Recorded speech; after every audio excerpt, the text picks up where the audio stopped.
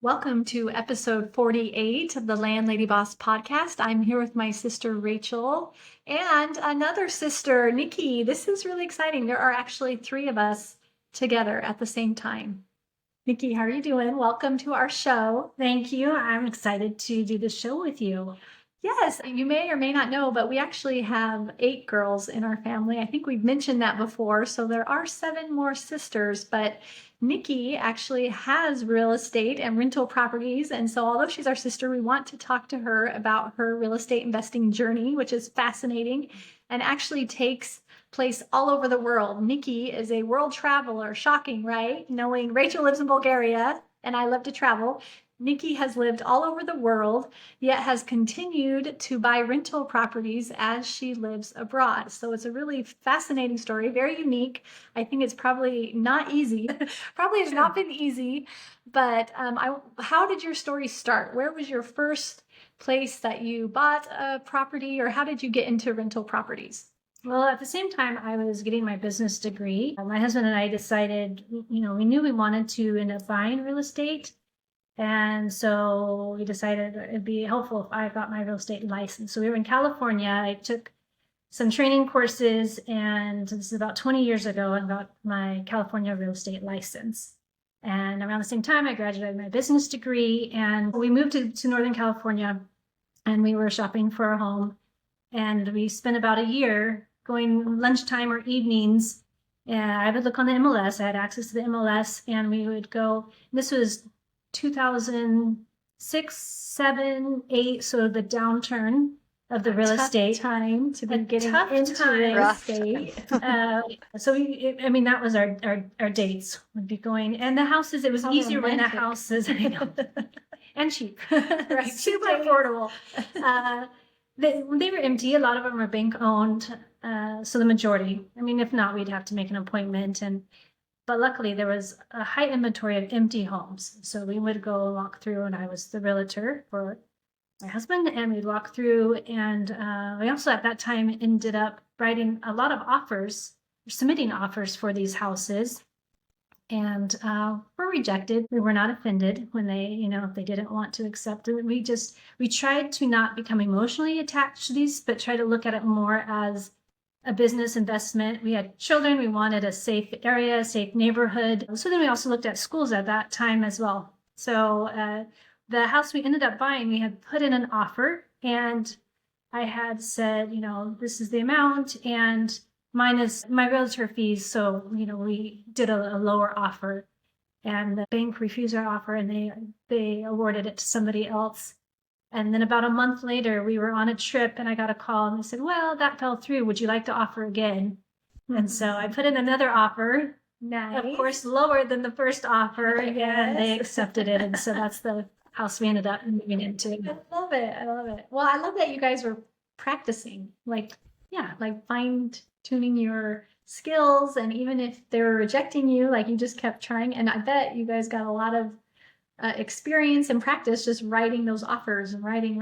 And we have said that before, like just start looking at houses, start practicing, start analyzing markets, pretend you're going to put in an offer, just kind of get those skills fine-tuned.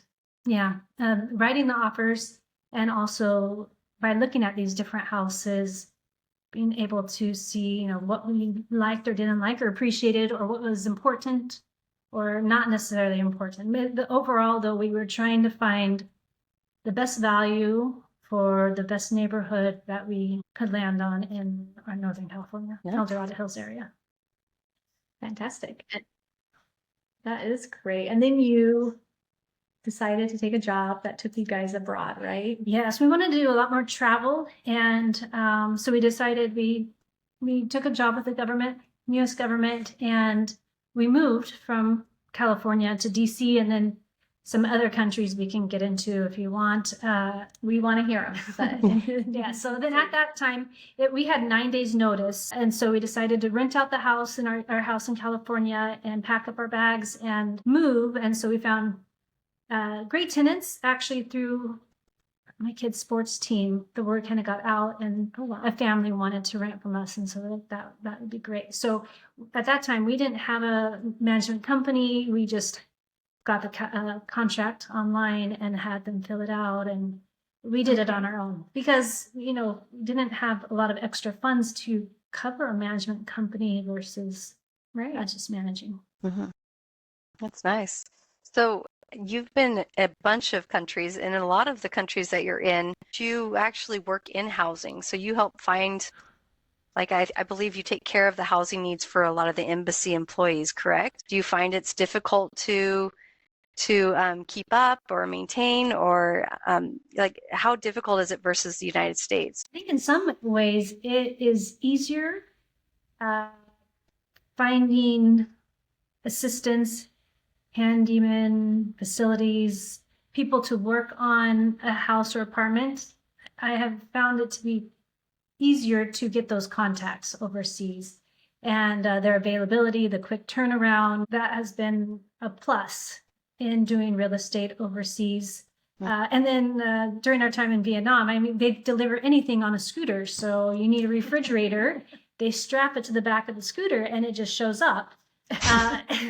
So they're very quick and responsive, and if they don't know, they could figure things out, or they bring in their friends and then they all figure things out. And so I like real estate overseas for those reasons. That's nice. That's really nice. So what countries have you lived in? Tell us some of the countries that you have lived in. We started out living in Amman, Jordan, and I spent a couple of years there, and that was a wonderful place. They had a lot of marble finishes inside the houses because it could be sandy and things like that. So all the floors are marble. So they're beautiful inside. And then we moved. That's kind of like Indiana. Pretty much the same. Same. Similar. Lots of similarities. Yeah, marble yes. everywhere. Marble everywhere. I know. It's like, wow, we're in a palace. It's amazing. Yeah, so from Amman, Jordan, we moved to Athens, Greece, and I did a lot with housing in Athens, Greece, where I worked. They had a little over 100 residential leases, and because it was Athens, I wanted to go into all of the leases. And Absolutely. So I'm excited for that tour job. as many places as possible just to see what they look like. Yeah. And I'm like, if you're going to be in Athens, you may as well look at all the apartments. What a tough job. Pay me. Pay me to do that. What I already want to do. Yeah. So that was great. And then you end up doing about 4 inspections for the place I work for. You do pre-arrival inspection, post-arrival inspection, just to walk through with the tenants, make sure that they have any questions. That they know where the electrical panel is, the water. And different countries, they have different rules or unique garbage systems. Lots of unique situations. Almost all of them use split pack air conditioners, which I love. And then there's easy maintenance with that. You show them that they rinse out. You take down the filter and you rinse that out every few months and let it dry and put it back. So that's the time when you walk through the tenants and just show them and answer any questions they have. And then they're there for about 3 years. And before they leave, you do the pre-departure inspection. And then, of course, once everyone's out of the place, you do the post-departure inspection and just figure out what needs to be done, besides painting, but what maintenance, and then you work with the team to get it ready for the next tenant to come. You were recently in Tel Aviv, weren't you? You were saying you were flipping an office building. What was that? What was that about? So that was a unique situation where they have this whole floor of this office building, and it's right on the water. So it's a beautiful location. And to move things along for the project, we stepped in and did a more hands-on approach, and ended up more in the US where we pull in subcontractors. And to me, that seemed normal, but it was only the employees that I have that were working with me were surprised by it. They said, we didn't see how this would come together. We didn't have the vision. You said, we looked at this and it was run down. It had been empty for 4 years. It was dirty and moldy. They just couldn't see what they couldn't envision it, but I walked through it with my team and I'm like, this has beautiful hardwood floors and it has these views. Like, we just clean it out, we dust it out, and simple things, paint, tear out the yucky carpet, and we put in some nice vinyl flooring that looks like wood. And because I didn't want to put in more carpet. We are in Tel Aviv and it's moist, and So simple things, and then it was a habitable office space that they just didn't have the vision for. So Nice. Way to go, Nikki. Yeah. Way to flip that off. Yeah, so you're currently in Jerusalem. What are some other countries you lived in between Athens and Jerusalem? So I spent some time in Moscow, Mhm. and that was really enjoyable. Though we lived in Moscow more of a compound living, so in a townhouse with, there's probably maybe 100 townhomes, and on the compound would be other Americans. And then spent some time in Vietnam, which I love Vietnam. And that was a unique house situation in Vietnam. We lived in a hotel. Though some of the floors in this hotel had been remodeled to be apartment living. So you would have guests coming in the lower floors, and they were, spending a night or two. And then you had long-term guests that, in this resident. But by living in a hotel, you had access to their pool and their gym and the amenities. And, they even came and cleaned my house every day. And so I Nice. thought I that think I was, could deal with that if I Yeah. had to. I loved that setup. And yeah, so that was fun. You definitely showed me how to streamline. You moved there, and I think you started just getting rid of stuff, right? You streamlined your whole home into being a functional place that didn't have a lot of extra stuff, and that was inspirational Yeah. going through that and seeing that. Yeah, I mean, going from California where we had a lot of stuff, a full garage, normal, multiple bedrooms and the furniture that goes with that. And then each move we pared down, partially because you get tired of hauling stuff all that junk all everywhere. over the world. You do get tired of that. And then some countries like Vietnam, it just didn't have the storage, and that was okay. But it forced me to get rid of things, which actually forced me to be prepared for Israel, because there's not a lot of storage here in our apartment in Jerusalem as well. And it was important that we wanted to live downtown in the city center, close to the old quarters. We wanted to be able to walk around and go to kind of shops and restaurants. But those apartments are not palatial. And so by paring things down, we were able just to be more comfortable, because you don't want to be in an apartment and then just have stuff everywhere. No. Right. No, more minimalist Yeah.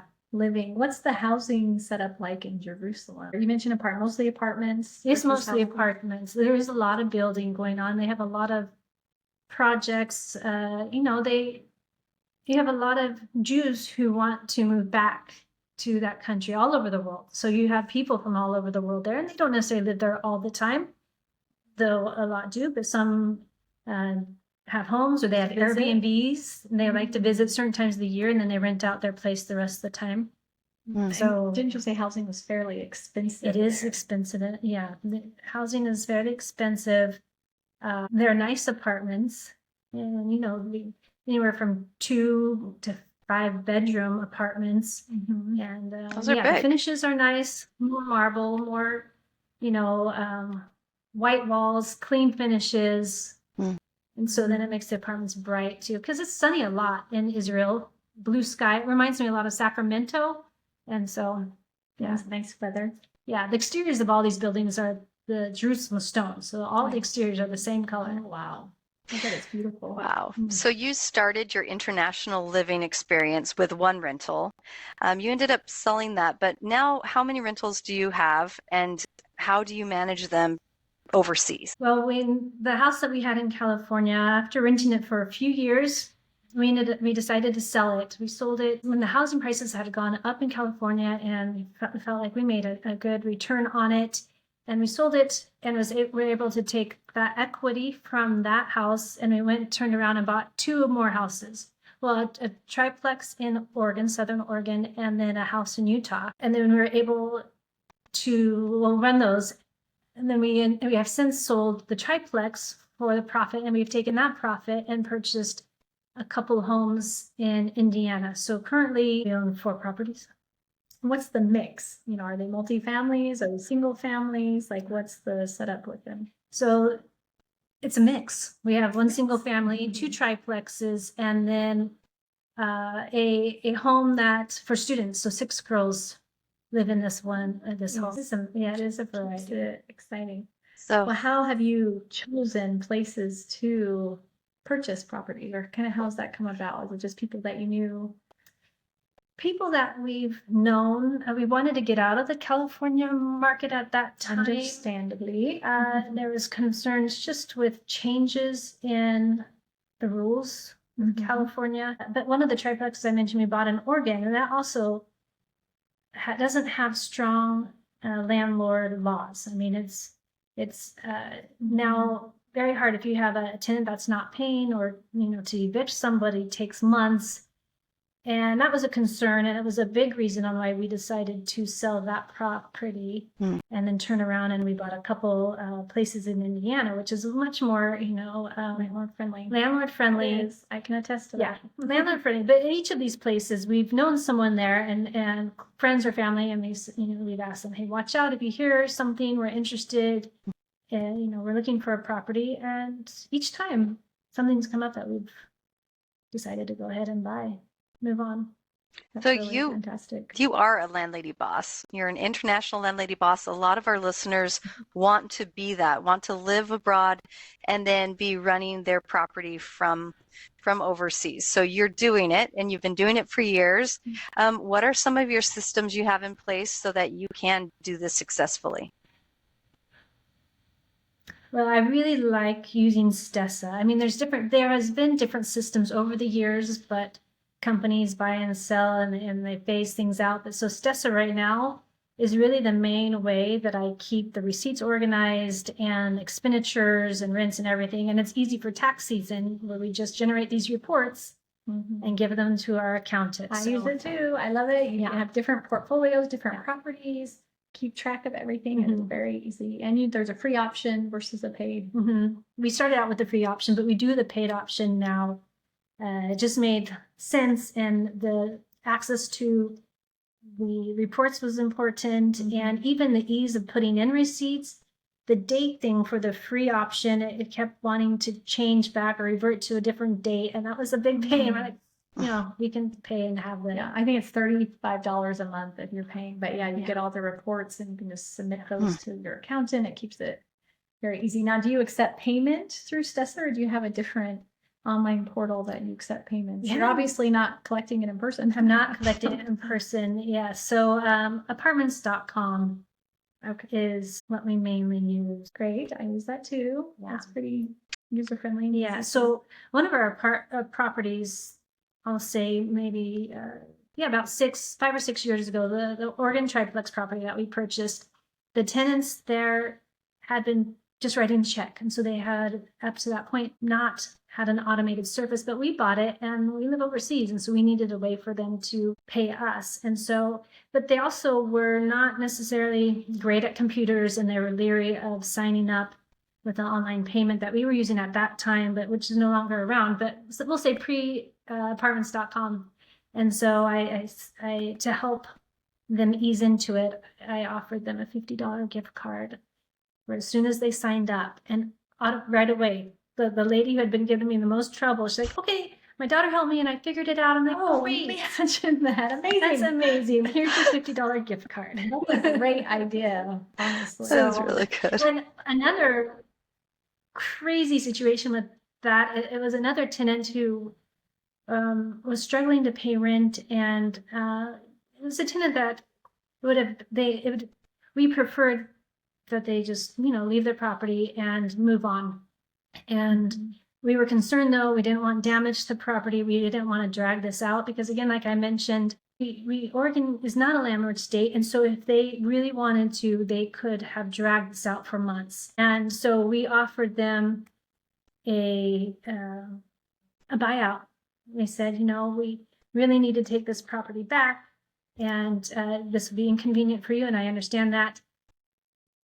To help ease this struggle, we would like to, once you moved out, if you move out within 30 days, and cash for keys is what it's called. Move out in time, then I think we said 30 days, then we'll give you cash for keys. Everything's in good shape. Everything's in good shape. You left it ready to, and it may have been up to $1,000 that we gave them, but if it had dragged on for months without them paying rent, then we lose that a lot half more. of the first month. So And they were happy to do that. So you incentivize Incentivized. them leaving, and it helped you, it helped them. But yeah, a lot of people have done cash for keys, especially in those hard states where it's really hard to get a tenant out, even if they aren't paying, because they are just so protected. Let's say that you heard from your tenant that they are not renewing in 60 days.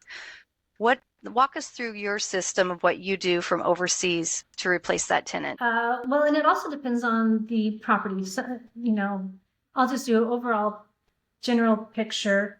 We have eyes on. I could ask them directly, what items have you noticed that need to be fixed? Because usually they're happy to give me a whole list of, well, this light switch didn't work, and this, And so I ask them for their input since they have been living there. And then if I have a family member close by, or some property management companies will do like a one-time visit if I pay them a fee, and then I have them walk through and just assess it and then send me the report. Interesting. And then if that happens, then I just try to plan it out. Of course we want to minimize the time that the apartment will be empty, but it also depends on the tenants and how much they are okay with being bothered. But if there's things I can have a handyman come fix beforehand and they're fine with that, then I try to schedule that as much as possible. And then once they're moved out, go in and paint and have it ready to go. Though if I have good photos online and I post it and as ready or to be ready, and just to generate the interest, and I'll show it a few times, and the tenants, give them notice, and they you would have someone on the ground showing it for you. Yes, I'd have someone on the ground showing it for me. Just to schedule all that and So you kind of have your contacts in the different places. You have a network. Yeah, we built up a network. And that's great. Contacts, yeah. If I didn't have that in place, then it would be just a longer turnaround, maybe delayed by a month, because I have to wait for them to leave and then be able to get in there and show it easier and get it someone signed. I want to know more about this a la carte property management thing. I've never heard that you just can maybe pay a property management company to do a task for you, but you don't necessarily have to have them managing the property month after month. Mm-hmm. And we've used it for different things. Like we had a tenant that we needed to give notice to. So we found, I think through a real estate lawyer, you pay $75 or $150, and they handle that paperwork and they deliver it to the tenant and the signatures or whatever they need. And then, so then it's all done, tightly, legally, and you're protected. And then, That's the cash for keys. Cash for keys, we used that for, we used these companies to do that, to service them. So, Nikki, what is one of the hardest things that you experience living overseas, trying to manage your properties from abroad? Well, I mean, it is a headache trying to, you get the calls and then, an emergency, or the roof is leaking, or, somehow it's leaking through the walls, or the damp paint, or, you get these calls, and it is a headache. Then you call and you find the tradespeople, or if you have a network, and you call, but the headache is not, how do I say that? The headache of it is minimal compared to, look, I'm in Thailand right now, the games. I'm in Thailand, it's worth it. So I have my phone or a laptop, but I mean, a lot of it's done on the phone, and the things overseas could cost more than if I was living right next to that house and could just go over there and fix it myself and get the best price. Or it's definitely, you save money by living as close as possible to the rental property. But then that ties me down in places that I don't necessarily want to live.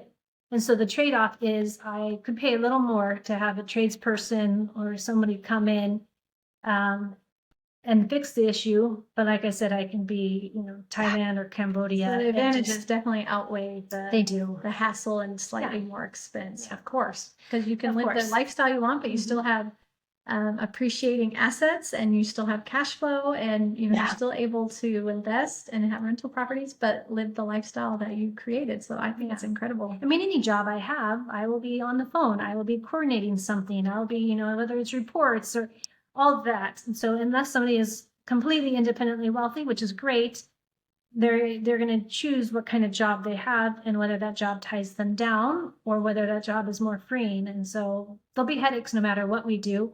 But this affords the lifestyle of traveling and being more independent. And then we have great places to visit. So I feel like it's a win-win for me. It's such a win. No, we're so happy to be able to have you here, to be able to talk to you about your experience. I think Nikki's been doing the dream for years. I know she's doing what most of us have always wanted to do and successfully doing it. As you've been traveling around, what's your favorite travel hack? What are your favorite tips for traveling that you like doing? Oh, I'm sure you have a lot because you've done some long airplane rides living in Vietnam and Russia. Yeah, and that's the key. Are we talking, I think anything under a 5-hour airplane ride is short.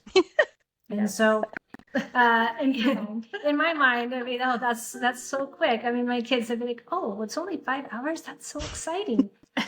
Because usually, like I said, when we flew from Tel Aviv to New Jersey, that was a 12-hour flight. So, our flights to Thailand, that's also 11, 12 hours. And so there's things I do like to have.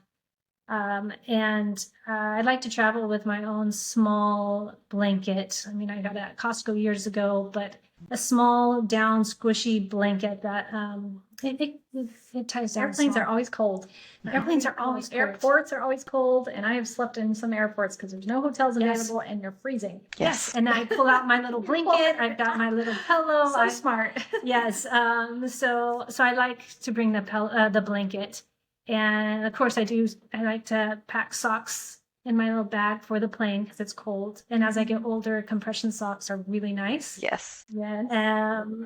And my husband's really tall, so we usually try to get a seat in the front of the section that we're in, which means I'm short. And I love to do a sling from the food tray, but if the sling's not working, now it's about a rectangle little blow up pillow that I love because I can put my feet up and I can stretch them out. So I do nice. like that. With that and my blanket, I'm really comfortable. I have a magnet that goes on the back of my phone that extends out. I have it right here. This is We can show for our YouTube viewers. Yes. It's so cool. I want one now. I was traveling in Thailand and noticed these all over. Look at this. It just connects to the back of the phone there, and then she can hang it on things in the back of the seat or like use it as a That's so little cool. easel there. Yes. It just comes off. Very So cool. this is a nice little gadget we have. And then the last one is, and they do have them on Amazon. And the last one is it's a clamp that it holds your phone and you attach it to the food tray or something. And it just gives the phone up a little bit. If you're reading or watching You're not holding it's it more that whole comfortable. time. Yeah. So I love those. Let's add those to our travel hacks from last week. Really and everyone's good. going to be ready to travel this summer. So Really good. this is awesome. I love it. Such good stuff. I love hearing all of your adventures and travels, and I just love that you're still able to be in the game even while you're living around the world. That's so inspiring. Keep it up. I love to travel, but I haven't made it work yet where I can get paid to travel. So I gotta figure that out. I know. So that's the key. I mean, this has been a great journey. I've learned a lot listening to your podcast. Absolutely. And Thank so you. thank you for the tips that you guys keep providing. Each time I tweak it a little bit, or I find an additional contact or something. And so it's been, I'm super happy. I got started with it 20 years ago, and now it just keeps refining it. And I have a lot to learn, and I keep getting better at it. And it is a Great. progression. And so, But I love that you didn't come up with an excuse and say, no, I can't. You're just like, okay, I can figure this out. And that's, I think, what the takeaway needs to be. You can make this work if it's your goal and your dream with any circumstances. You just have to be determined. So I love that. Love it. Well, thank you so much. If you would like to follow us, we are on Instagram and Facebook for Landlady Boss. We'd love to hear from you at landladybosses@gmail.com, and check out our website at landladyboss.com for more of our free templates or courses that we have that can streamline things for you. And remember, no one can manage your properties as well as you.